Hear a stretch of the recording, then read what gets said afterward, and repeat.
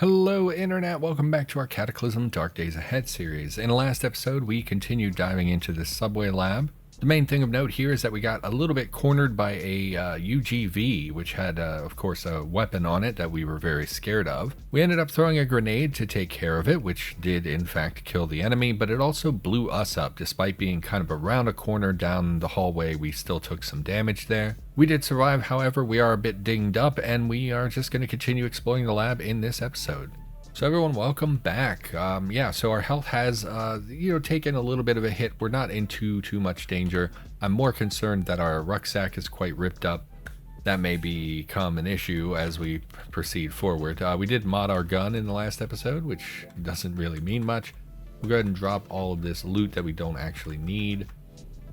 And we're going to pick up the codeine here because I think the codeine should be on our person. That way we have medication as we need it. We should have our gun and everything still in our inventory. We want to wield that gun, however. Let's wield that. And we are churning through our ammunition. We're going to reload our magazines while we have a moment here. Reload the... Yes, so all of our magazines are reloaded. We do have a lot in our inventory just because I don't know what to expect here. And we're going to press back into the lab. All right.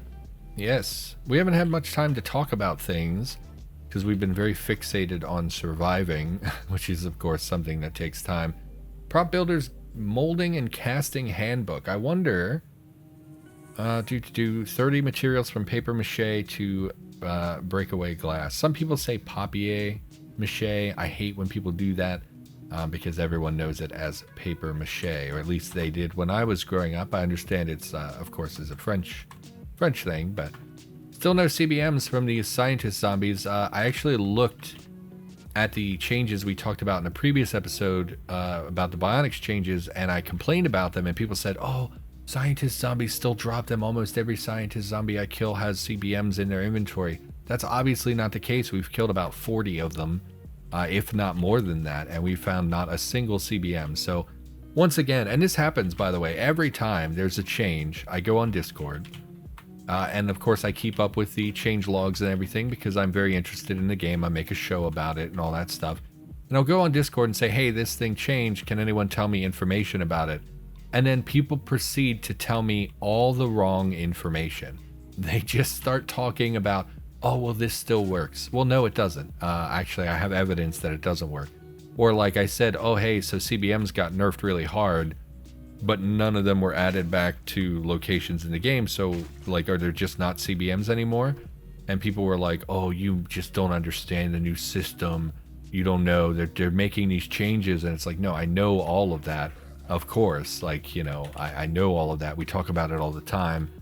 That's not what I'm asking. Like, I get frustrated by the community sometimes for providing me inaccurate information or just flat out not knowing what they're talking about. And it does become pretty frustrating when you're trying to get solid answers about the game and everyone thinks they know, but they actually don't. But that's probably true in everything in the world. People think that they know what they're talking about and they often don't. They're also dropping medications one at a time, like one pill, and it's very annoying to have that happen. I guess they were nerfed. Probably their inventories were nerfed a bit so that it's less medication overall, but it's more sensible because obviously people aren't always carrying a full bottle of aspirin in their pocket, that sort of thing. I want to know what's in this wallet because we're still looking for some science ID cards. It would make getting into the next lab a little bit easier. My God, and at what point, so somebody made this location, obviously. At what point do you think you added enough enemies to it?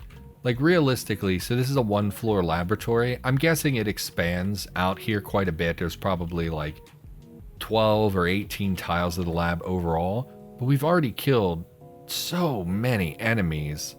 There would just not realistically be that many people in the lab at the time of the apocalypse. Some of them would be at home. We haven't seen any residential areas. Do they live here?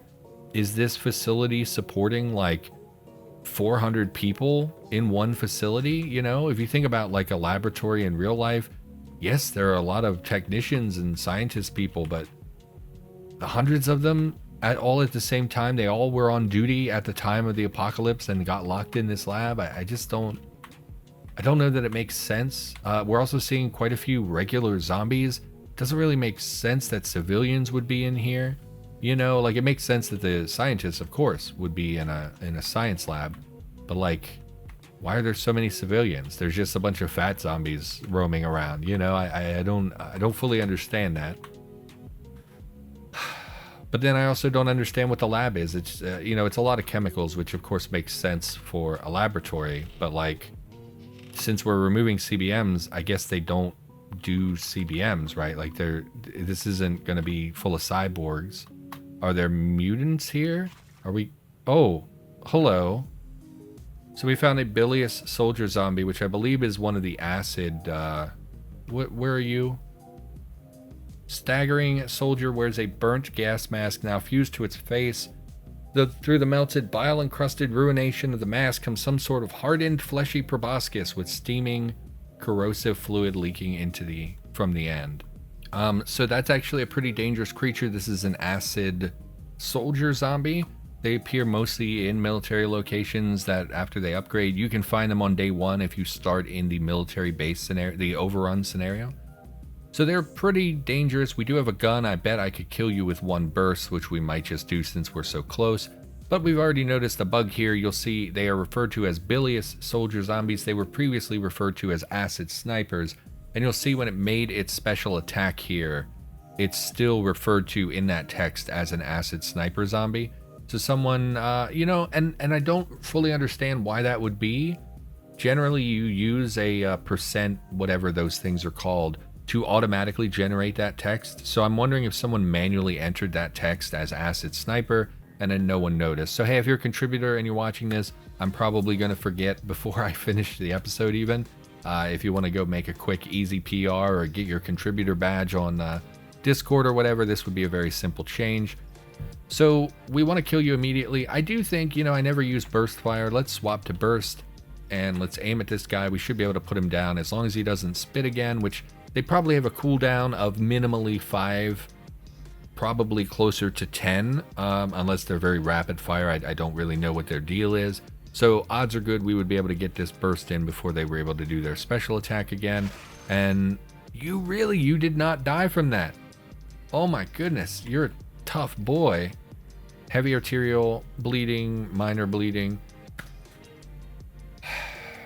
You're too dangerous to let go, so we're gonna just put another round in you, even though you'll bleed to death in a turn or two. So that's a bit scary now that we know those can show up, and we're gonna fall back, I think. Oh, and our speed's still a little bit, oh sorry, I'm very hoarse all of a sudden. I was fine earlier. Caustic Soldier zombie. Huh, where are you? Down the corridor. What's your deal, bruh? Where's what appears to have once been a soldier's uniform? Series of cracked and melted plates fused to its skin. Face and arms blister with strange mutated tubes that pulse and drip with acid. So, do you think that they are spitters, or do you think that they have the acid barf ability? Either way, I don't really want to deal with you. You're color-coded red, which makes me think you're probably pretty dangerous. We see another like 7 enemies, by the way. I'm already over the amount of monster density that's in this location. A little annoyed by how much shooting we have to do, and I'm starting to question if we're even going to have enough ammo to clear this place, because I sort of think we won't. We're going to fall back this way because it will slow them down. They'll only be able to come at us 1 or 2 at a time. I'm confused. Zombie security grabs you, so we can't see right next to us, apparently.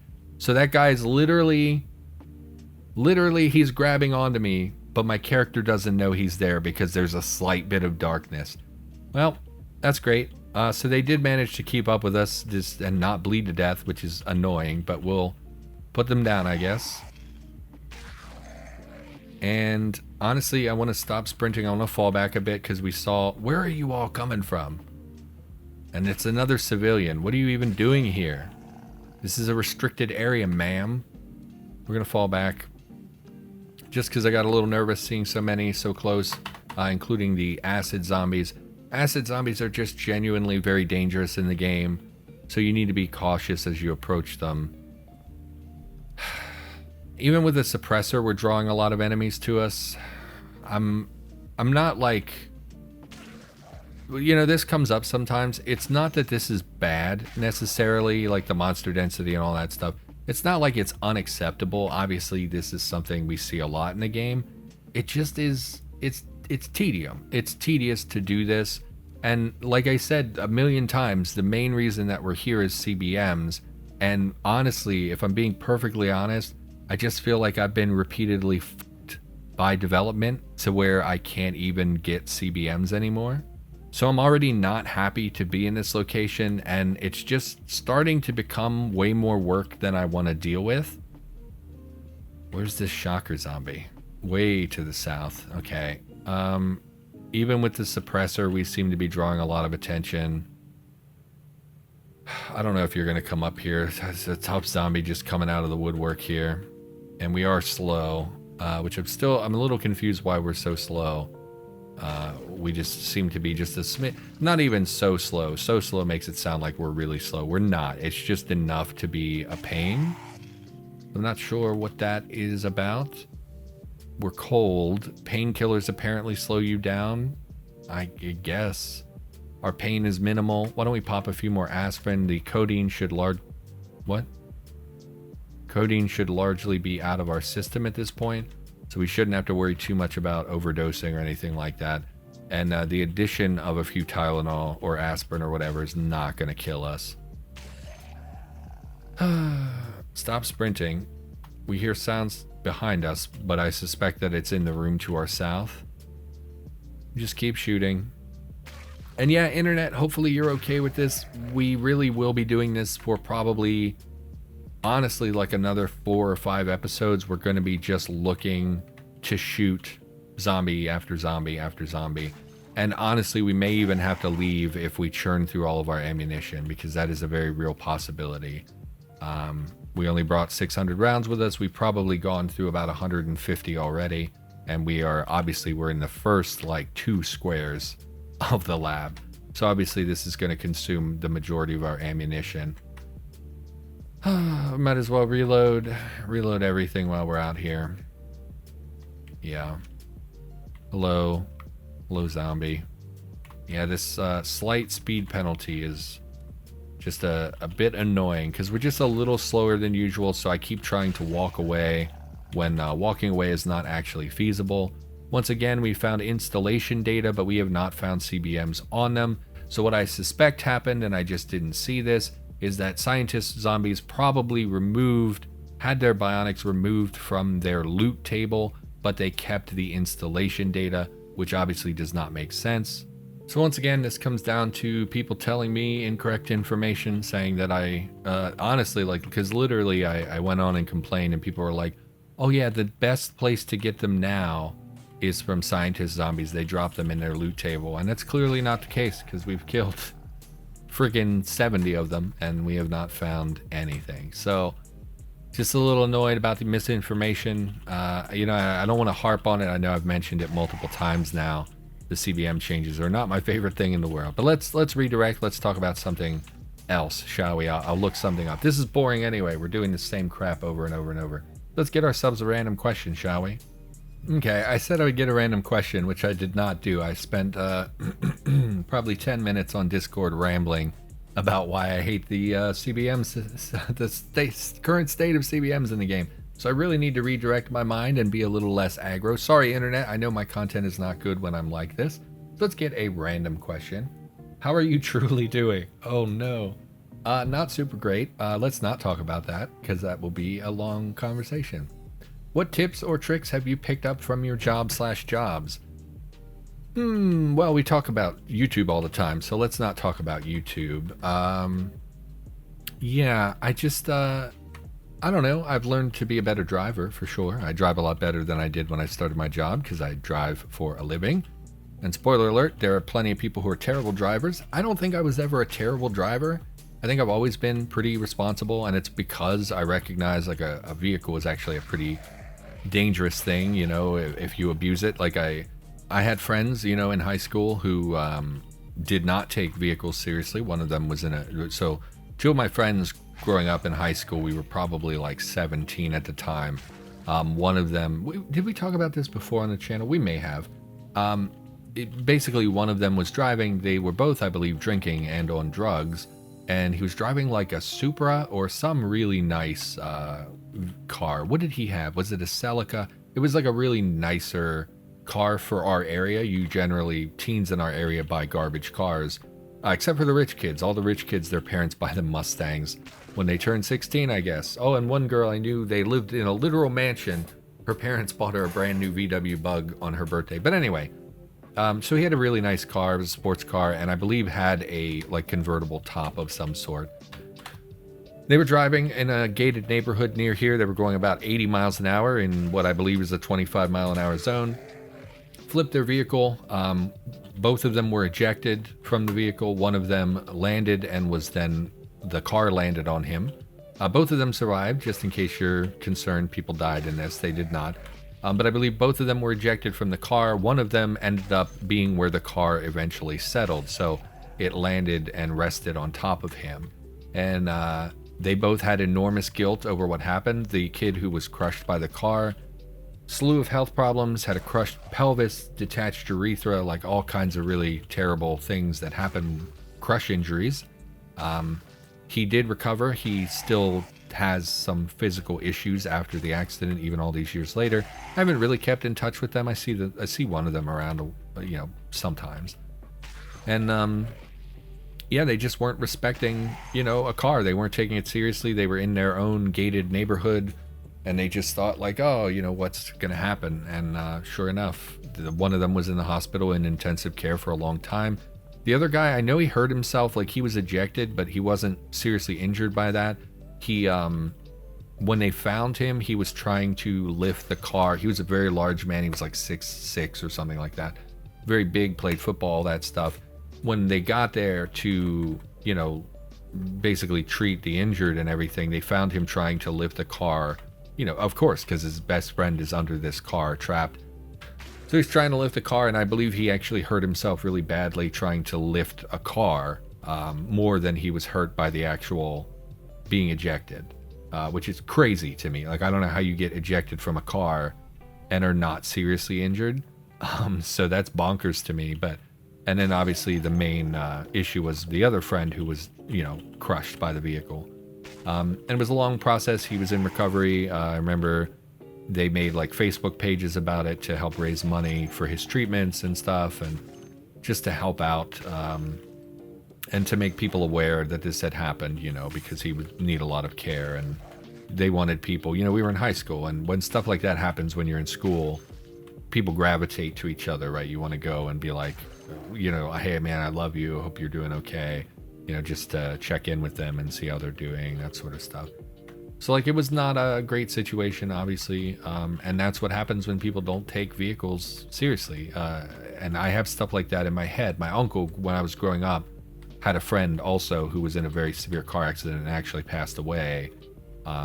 Because I remember he had his leather jacket that he was wearing when he died. And we had that in the house, and he caught me with it, like just putting it on, because I didn't know anything about it. I was a child. I was probably like 8 or 9. And I was putting on the leather jacket because it looked cool, and he got super upset because, his friend had passed away. And that was like one of the only things he had from his friend. And so like, car accidents happen all the time. People get hurt all the time. And I've always had that in my head, like, you have to be careful with a vehicle. 1 minute of texting or not paying attention, you could hit somebody who's walking across the street, or you could, just for a minute. I do it when I'm driving. Sometimes I'll look down. I have a holder for my phone, and I'll just look down to push the next button, like not to flip through it, not to play with it, just to push next. And when I look back up the road, a fraction of a second later, I had started drifting, So even a moment of lack of attention can lead to someone getting killed, because it's a very large, dangerous thing that you're doing. So I think driving for a living has made me much more comfortable driving, because when I was young, I was pretty afraid of a vehicle. Like, my sister's like that too. My one sister still does not have her license. She's like 24 years younger than me, so she's like 29. And she still doesn't drive because she's genuinely afraid of being in control of a giant hunk of metal rocketing down the road. You know, it is a kind of a freaky thing to do. And the more you do it, the more comfortable you get. So I've been driving for years. I probably drive better with one knee than a lot of people drive normally, you know. That's probably not true, but you know what I'm saying, the sentiment behind it. And yeah, it's just one of those things. You do get more comfortable. You get, you drive better. You learn to, like, even if I have an issue with my car where the dash light doesn't work right. So sometimes my dash lights go out just over like the speedometer. It's like that section of my dash. So I can see, you know, everywhere and everywhere else, all the other stuff I need, but my speedometer I can't see. And after a while, you just learn what your car feels like. So I can drive without my speedometer because I know how fast my car is going just by virtue of having driven a bajillion miles, you know. So as far as like skills go, my job has not taught me very much, but it definitely has made me a better driver. It's made me more aware of what is bad in other drivers. You know, anyone who drives... Did you just upgrade this guy in front of me? We had a skeletal zombie in front of me, and then the zombie necromancer gesticulates wildly, and all of a sudden there's a skeletal brute in front of me. So I think that's what happened. We're going to fall back because that probably healed him to full HP. It didn't, but it's still very dangerous, so we're going to back off. We really do want to kill that necromancer. That's why I've been standing around, was to try and get a shot at the necro. But okay. Skeletal brute? No. Put you down. They can't resurrect the necromancers. Apparently they upgrade based on what we just saw. So I don't think we have to worry about it resurrecting anything out here. The only thing I haven't made a point to pulp is this stuff on the acid, because I'm a little hesitant to walk through the acid. And because I can't obviously smash the... Is that going to go through the wall? No. Obviously I can't smash the... Oh, you're right in front of me? Hello, I did not see you there. We should kill you first. It can't... I can't smash the acidic corpse. I have to butcher it, and I can't really make time to do that. So let's just peek around a bit. We have not heard any more shooting, by the way, so I don't think there are other UGVs in the facility. If they are, they're far enough away that we're not hearing those gunshots. Looks like we've cleared out the area here. Let's have a look at how many corpses we found. Yeah, about a dozen, maybe a little bit more than a dozen here, plus a couple that we fell back pretty far to fight. So just another room with a dozen enemies in it. Don't really know why there were a dozen people in this room, but okay. Other skills from my job. I suppose it's taught me about how not to headbutt my boss, because there are times, oh baby, where I want to headbutt my boss. And spoiler alert, you're not allowed to do that. It was in my contract. It says you will not headbutt your boss. So I can't headbutt my boss. And sometimes I really want to. No, it's taught me a lot about patience, I guess, because my job, so basically every night when I have, where's there a slime? Hello, little slime. I don't really want to spend a bullet on you, but I don't have my weapon handy, so we're going to do that. Skeletal zombie in the storeroom over there, that's okay. So my job, every night I call a hotline, which tells me when our supplies are going to be there. Ballpark, you know, sometimes it's completely wrong and it's miserable and I sit in a parking lot for an hour and a half. But most of the time I have some idea of when I'm going to work. And this has really taught me kind of the importance of being patient and really managing my time. Because like I'll sit here at night and I'll be like, man, I'm freaking an hour to work is an hour late. It's killing me, whatever. And then it just sort of, you know, occurs to me that I can work during that time, you know. Whereas a year ago I would have just been pissed and it would have ruined my whole day for them to be late. And because it's going to take me longer to do my job at that point. And yeah, I don't know. And now I'm much more patient with it. I'm much more tolerable of that. It still annoys me, don't misunderstand, but it's just much less of an issue than it used to be. Because I guess it's taught me how to handle things a little bit. Because previously I would have called my boss, I would have complained, I would have talked about, oh, we need a union, you all don't respect me. And I've just become much calmer with that kind of stuff. Because like it doesn't matter, none of that matters. They obviously don't care about me as a person. Does it really matter? Though it's a job. They don't care about me. Why would they view me as a person? I'm just an employee. I don't know. That sounds bad when I put it that way. Like, maybe I shouldn't be complacent. Maybe I shouldn't be okay with it, but I don't know what to make of that. So we see a lot of where they clearly were resurrected. So it makes me wonder if there were more man-hacks in here, or maybe this was where the UGV was firing off. But there don't seem to be corpses, so I'm guessing that's where all these people came from, was this room here. Again, don't fully understand why there are like 12 people in a storeroom, but whatever. And again, we're not going to find anything of value here. I just don't care about most of this stuff. It's just not anything of value at all. Again, we're here entirely for CBMs, which we are not going to find. Starting to come to terms with that. And when I go on Discord to talk about it, people seem to reject me like I'm being unreasonable. I don't think I'm being unreasonable. I'm just a little salty about things. And I feel like, honestly, I feel like I'm justified to be salty. I don't know. I always support the project. Everyone knows that. I'm very pro the dev team. I'm always sticking up for people and defending choices that they make and things like that from people who get a little too aggro.